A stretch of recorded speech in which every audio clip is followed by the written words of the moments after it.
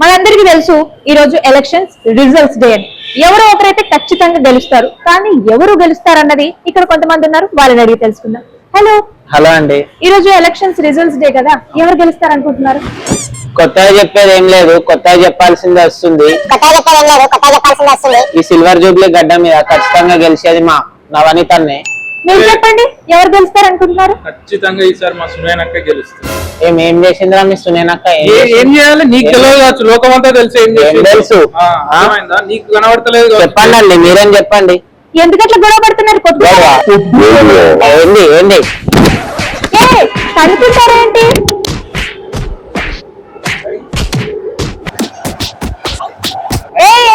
గొడవ పడుతున్నారేంటి? అలా కొట్టుకుంటారేంటి?